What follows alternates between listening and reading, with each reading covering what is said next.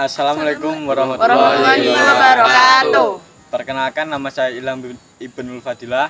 Perkenalkan, nama saya Alma Fiana. Perkenalkan, nama saya Nabila Mutiara Dewi. Perkenalkan, nama saya Gilang Wirawardana. Perkenalkan, nama saya Andika Saputra. Di sini dari kelompok 4 ingin mengeksplorasikan tanaman bibit lokal kelapa sawit. Oke semuanya, sebelum kita mulai, marilah kita sinematik dulu.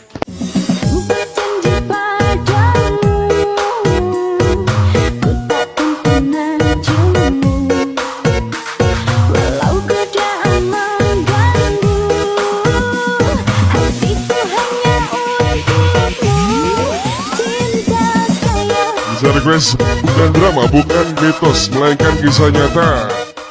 Oke semuanya, itu video sinematiknya. Kita mulai pembahasan. Pak mau nanya Pak, bagaimana cara menggali lubang kelapa sawit? Untuk lubang untuk tanam apa lubang untuk pembibitan? Lubang tanam. Tanam kan kemarin bagaimana sudah kalian praktekkan kan di lapangan itu.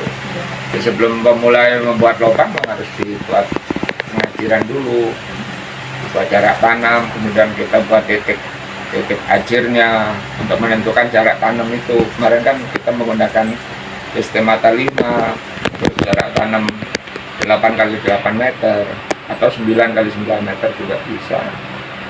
Kemudian kita buat ukuran 40 lebar, dalamnya 40 cm. Dan digali. Nah, antara tanah yang hitam dengan tanah bawah dipisah, kanan kiri. Itu tujuannya supaya nanti pas kita mau nanam bibitnya, tanah yang hitam itu nanti akan dimasukkan lebih dulu ke bawah, dicampur dengan pupuk kandang dulu sama pupuk organik, baru ditaruh, baru nanti tanah merahnya diaduk di atasnya, campur seperti itu. Ukuran lubangnya ya diperkirakan 40 x 40 kalau untuk ukuran standar polybag yang seperti yang ada di sini 30-30.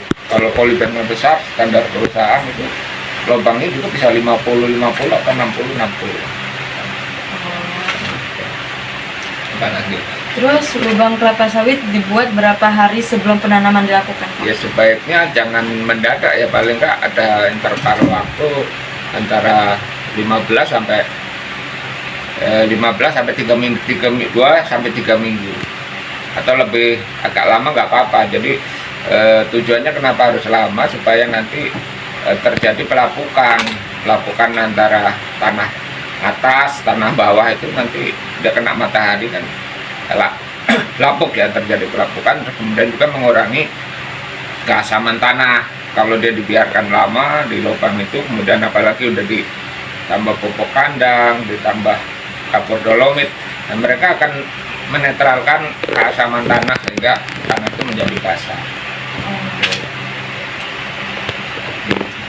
Kalau jarak antara lubangnya? Ya jarak antara lubang itu tadi kita rencanakan dari awal. Kalau tanahnya itu tanah-tanah gambut, tanah rawa yang tingkat kesuburannya tinggi, kita buat jarak tanam 9 x 9. Tapi kayak kemarin kita di ladang kita yang kering itu, ladang berbukit kering dan kurang terlalu subur, ya kita buat 88 dengan sistem mata 5 itu sudah mencukupi lah untuk, karena kondisi tanah itu sendiri. Kalau tanahnya memang subur benar ya harus 9 x 9 atau 9 x 10. Setiap 1 hektar dibutuhkan berapa bibit Pak? Beda-beda ya. Kalau 8 x 8 kemarin jatuhnya kalau 1 hektar ketemunya 10.000 dibagi 61, jadi sekitar 150-an. Kalau 8 x 8 sekitar 150. Kalau 9 x 9 ketemu 124, jadi 10.000 dibagi 81, ketemunya nanti segitu.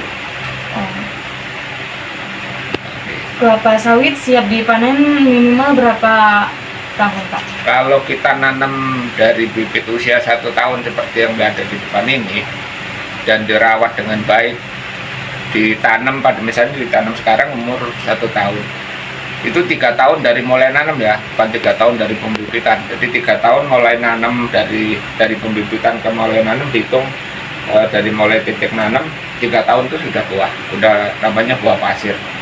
Kalau dia perawatannya normal, pupuknya normal, sumber air cukup, ya 3 tahun, bahkan 2 tahun setengah udah mulai belajar buah. 3 tahun sudah buah, udah bisa dipanen.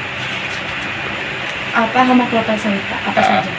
Hama kelapa sawit kalau di daerah yang masih banyak hutan ya ada yang hama-hama besar ya, kayak gajah, terus babi, landak, itu terus tikus, tupai, itu banyak hama.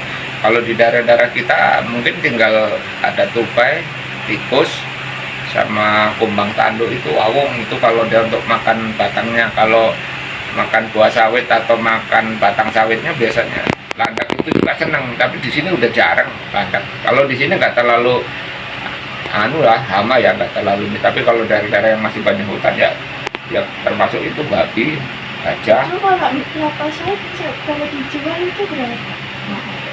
Kalau namanya TBS itu tandan buah segar ya, tandan buah segar itu baru panen dodos jatuh masih satu janjangan itu kemarin sampai tembus harga tertingginya sampai hampir 5.000.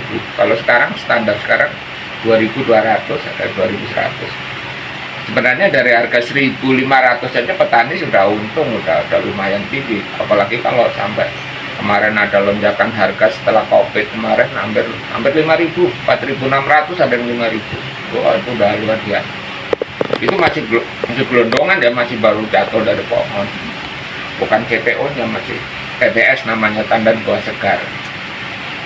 Kisaran harganya sekarang sih dalam kurun waktu 1-2 tahun ini terendahnya masih di kisaran 2.000, tertingginya sampai mendekati 5.000. Masih cukup bagus. Bapak jual per batang kelapa sawit berapa? Bibitnya. Oh, bibitnya. Bibitnya kalau standar umur 1 tahun seperti ini kita jual 50.000. Ketinggian 1,5 meter sampai 2 meter lah sampai pucuk. 50.000. Ya 50. Kalau yang masih kecil itu? Kalau masih kecil ya kita bedakan umur ya. Kalau masih umur 9 bulan, 10 bulan masih kena 40, ada yang 35. Tergantung nanti tingkat ketinggian sama umur tanamannya. 2 tahun? 2 tahun bisa sampai 70.000. 2 tahun biasanya ditanam untuk perusahaan biasanya yang daerah-daerah yang rawan hama tadi, dekat-dekat hutan, dekat-dekat rawa yang banyak hama, dan biasanya PT yang pakai itu. Kalau petani paling tinggi ngambilnya umur 1 tahun aja. Nggak terlalu, kalau 2 tahun udah besar itu, bonggolnya udah besar. Kalau kita ya tanam nggak usah nunggu yang ini, kalau hanya di ladang-ladang yang sudah jadi ya umur 10 bulan, apa 9 bulan, 8 bulan sudah bisa ditanam. Jadi harga masih ringan gitu loh. Yang dari kami